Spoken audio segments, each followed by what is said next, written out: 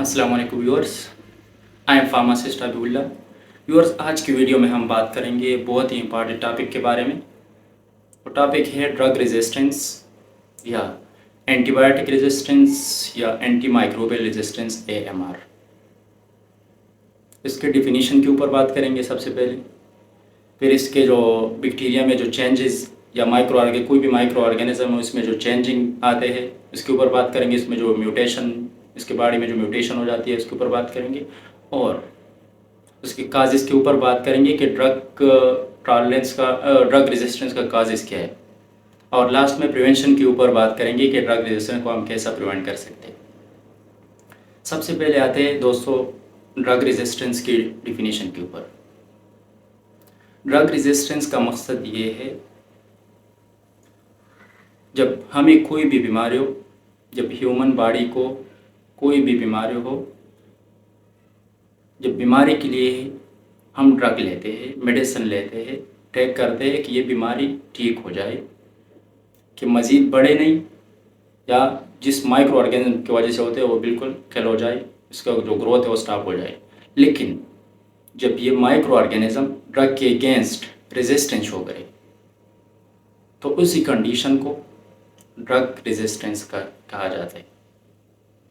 जैसा कोई बीमारी हो तो उसका रीज़न जो ओरिजिन है वो बैक्टीरिया की वजह से और वायरस की वजह से या पैरासाइट की वजह से, प्रोटोजोआ की वजह से एटसेट्रा, इन माइक्रो ऑर्गेनिज्म की वजह से डिजीज़ होते हैं। और फिर इसको किल करने के लिए हम मेडिसिन लेते हैं। लेकिन जब मेडिसिन अपना काम नहीं करे और ड्रग अपना काम न करे और इसको जो माइक्रो ऑर्गेनिज्म है उसको रेजिस्टेंस शो करे तो इसी कंडीशन को ड्रग रेजिस्टेंस कहा जाता है। और ये ड्रग रेजिस्टेंस, ये बैक्टीरिया कोई भी माइक्रो ऑर्गेनिज्म हो इसके बारे में स्पेसिफिकली अगर बैक्टीरिया की बात हम करें, जब बैक्टीरिया रेजिस्टेंस शो करे तो उसको एंटीबायोटिक रेजिस्टेंस कहा जाता है। अगर वायरस रेजिस्टेंस शो करे ड्रग को अपने जो थेराप्यूटिक इफेक्ट मिलना था, ड्रग के जो काम है उसको रेजिस्ट शो करे तो एंटीवायरल रेजिस्टेंस उसको कहते हैं, एटसेट्रा। उसके वजूहात क्या है, बैक्टीरिया का जो मैकेनिज्म है उसके ऊपर बात करेंगे। ये हो गया डिफिनीशन। अब आते हैं कि बैक्टीरिया कोई भी माइक्रो ऑर्गेनिज्म, स्पेसिफिकली अगर हम बैक्टीरिया की बात करें, ऐसा अपने बॉडी में क्या चेंजिंग ले आते कि ड्रग इसके ऊपर अपना जो इफेक्ट है, थेराप्यूटिक इफेक्ट मिलना था, वो काम नहीं करे, उसका जो ग्रोथ है उसको रोक नहीं सके। उसके वजूहात क्या है और इसमें क्या ऐसे चेंजिंग आते हैं। सबसे पहले ये है कि माइक्रो ऑर्गेनिज्म, अगर हम बैक्टीरिया की बात करें तो ये बैक्टीरिया का जो सेल वॉल है वो अपने सेल वॉल को स्ट्रांग बना देते, हार्ड कर देते। जब बैक्टीरिया के सेल वॉल हार्ड हो गया तो फिर इसमें जो ड्रग या मेडिसिन जो टेक हम करते वो बैक्टीरिया के बॉडी के अंदर जाएगी नहीं अपने एक्शन के लिए। जब बैक्टीरिया अपने आप में ड्रग को एंटर होने नहीं दे रहे तो ड्रग का जो काम है वो फिर कैसे करेगा, कैसे हमें थेराप्यूटिक इफेक्ट मिलेगी। एक मैकेनिज्म हो गया। दूसरा ये है कि कभी कभी ऐसा होता है कि ये जो माइक्रो ऑर्गेनिज्म है, बैक्टीरिया है, ये ड्रग के इसके बॉडी के अंदर ड्रग तो जाते हैं, दवाई जाते हैं, लेकिन फिर उसी टाइम माइक्रो ऑर्गेनिज्म से ड्रग को एक्सपेल आउट कर देते हैं। जब एक्सपेल आउट हो गया तो फिर इफेक्ट कैसा मिलेगा, उसके जो ग्रोथ है उसको कैसे रोकेगा। कभी कभी ऐसा होता है कि ये जो मेडिसिन हमने खा लिया, टेक कर दिया, बैक्टीरिया या माइक्रो ऑर्गेनिज्म अपने आप में ऐसा केमिकल रिलीज़ कर देते, एंजाइम रिलीज़ कर देते, ड्रग को डिस्ट्रॉय कर देते। ये भी एक मैकेनिज्म है।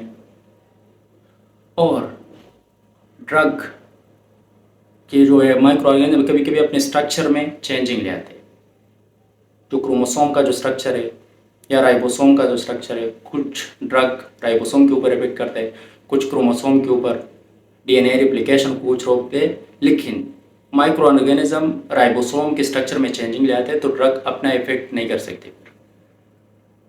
या जो DNA रेप्लिकेशन है, कुछ ड्रग उसको रोकते हैं, लेकिन DNA रेप्लिकेशन के जो साइड है उसमें जो माइक्रो ऑर्गेनिज्म वो चेंजिंग ले आते तो फिर ड्रग अपना इफेक्ट नहीं दे सकती, अपना इफेक्ट करती ही नहीं है। फिर इसी चेंजिंग म्यूटेशन की वजह से।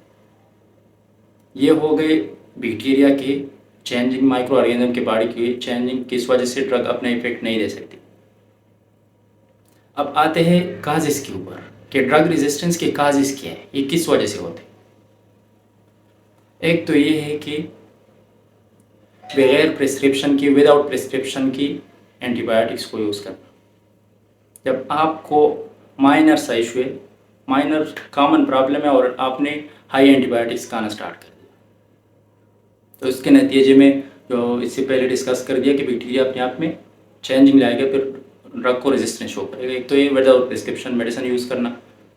सेकंड ये है कि वायरल इन्फेक्शन के लिए, अक्सर ये है कि वायरल इन्फेक्शन के लिए हम मेडिसिन खाते हैं। इस तरह आपको नज़ला हो, एलर्जी हो, ज़ुकाम और आपने डायरेक्ट एंटीबायोटिक्स खाना स्टार्ट कर दिया, तो इसमें एंटीबायोटिक्स काम ही नहीं करती वायरल इन्फेक्शन में, और हमने खाना स्टार्ट कर दिया। एक दो हो गए। तीसरा ये भी है कि पुअर हाइजीन, सफाई का ख्याल नहीं रखना। अगर आप कोई चीज़, कोई खाना, कोई फूड आप खा रहे हो या कोई पानी वगैरह कोई फ्लूइड पी रहे हो, तो इसमें भी सफाई का और अपनी बॉडी का भी ख्याल करना चाहिए, कंटामिनेशन से अपने आप को बचाना चाहिए। तो ये भी एक रीज़न है ड्रग रेजिस्टेंस का। और एक ये रीज़न भी है मेन कि एंटीबायोटिक्स का जो कोर्स है, जो किसी भी डॉक्टर के पास आप गए, किसी भी कंसल्टेंट के पास आप गए और उसने आपको किसी भी ख़ास बीमारी के लिए मेडिसिन दिए पूरा कोर्स, जैसे फॉर एग्जांपल अगर 3 महीने का आनी है या 6 मंथ तक का आनी है मेडिसिन, उसकी जो थेरेपी है वो 6 मंथ तक है, और आपने 3 महीने का है या 3 महीने का आपने 2 महीने 1.5 महीने का है, और मेडिसिन फिर जो थेरेपी आपने बीच में छोड़ दी, फुल डोज इनकम्प्लीट डोज की वजह से भी ड्रग रेजिस्टेंस काज हो सकती है। ये भी एक मेन रीज़न है ड्रग रेजिस्टेंस का। और इसके अलावा कुछ लोग एनिमल को एंटीबायोटिक्स, हाई एंटीबायोटिक्स देते हैं। जब आपने एनिमल को एंटीबायोटिक दिया तो इसके नतीजे में माइक्रो ऑर्गेनिज्म ने वही ड्रग्स पहचाना, तो फिर ह्यूमन बॉडी के ऊपर भी वो अपने आप में चेंजिंग लाएगा, जिस तरह पहले हमने डिस्कस कर दिया, तो फिर आपके ऊपर भी वही ड्रग आप काम नहीं करेगी। तो एनिमल को एंटीबायोटिक देना ये भी एक रीज़न है ड्रग रेजिस्टेंस का। और माइनर सी इश्यूज़ के लिए आपने ड्रग खाना स्टार्ट कर दिया और एंटीबायोटिक्स खाना, तो ये भी एक रीज़न है, मेन रीज़न है ड्रग रेजिस्टेंस का। ये हो गए काजेस। अब आते हैं प्रिवेंशन के ऊपर कि ड्रग रेजिस्टेंस को हम प्रिवेंट कैसे कर सकते हैं। इस तरह काजेस के जो वाइस वर्सा है उसको हम अप्लाई कर सकते हैं। जैसा अगर बगैर प्रिस्क्रिप्शन के एंटीबायोटिक एक मेन काज था ड्रग रेजिस्टेंस का, तो बगैर प्रिस्क्रिप्शन के एंटीबायोटिक्स नहीं खानी चाहिए। पहले तो ये माइनर से इशू के लिए आपने एंटीबायोटिक्स नहीं खानी है। वायरल इन्फेक्शन है, आपने एंटीबायोटिक्स नहीं खानी। और पुअर हाइजीन, उसका भी ख्याल रखना है। और एनिमल्स को भी एंटीबायोटिक्स नहीं देने, तो इसके वजह से फिर, और जो ड्रग का जो पूरा कोर्स है थेरेपी उसको कंप्लीट करनी चाहिए, तो इसके नतीजे में ड्रग का जो रेजिस्टेंस था वो फिर शो नहीं होगा। ड्रग का जो काम है वो अपना काम थेराप्यूटिक इफेक्ट फिर हमें मिलेगी। वरना अगर इन चीज़ों पे हम अमल नहीं करेंगे तो इसके नतीजे में ये है कि ड्रग का जो काम था, थेराप्यूटिक इफेक्ट मिलना था, वो हमें नहीं मिलेगी और ड्रग रेजिस्टेंस हमें शो हो जाएगी। और सबसे आखिर में आम आवाम को क्या करना चाहिए, आम पब्लिक को क्या करना चाहिए ड्रग रेजिस्टेंस के कंडीशन में, ड्रग रेजिस्टेंस के को रोकने में। एक तो ये है कि माइनर से इलनेस के लिए एंटीबायोटिक्स नहीं खाना, अगर और बगैर प्रिस्क्रिप्शन की भी एंटीबायोटिक नहीं खानी चाहिए, और फुल कोर्स भी कंप्लीट करना चाहिए, इनकम्प्लीट कोर्स के भी नहीं खानी चाहिए, तो इसके नतीजे में ये मिलेगा। और लास्ट में फिर जो हमारी जो उम्मीद थी, एक जो हमारा वो होते हैं एंटीबायोटिक्स और वो भी ड्रग्स होते, मेडिसिन होते हैं, और मेडिसिन भी अपने इफेक्ट जब नहीं देगी तो फिर हमारे लिए मुश्किल हो जाएगा। एक ये, और फिर हमारे जो अच्छी सेहत भी नहीं बनेगी, हमारे पैसे भी ज़ाया, टाइम भी वेस्ट, और जब इफेक्ट नहीं मिले, और इवन की ड्रग रेजिस्टेंस की वजह से डेथ भी हो जाती है। तो ये था व्यूअर्स आज का टॉपिक जो आप लोगों के साथ शेयर कर दिया, और इंशाल्लाह फिर नेक्स्ट वीडियो में मिलते हैं। अल्लाह हाफिज़।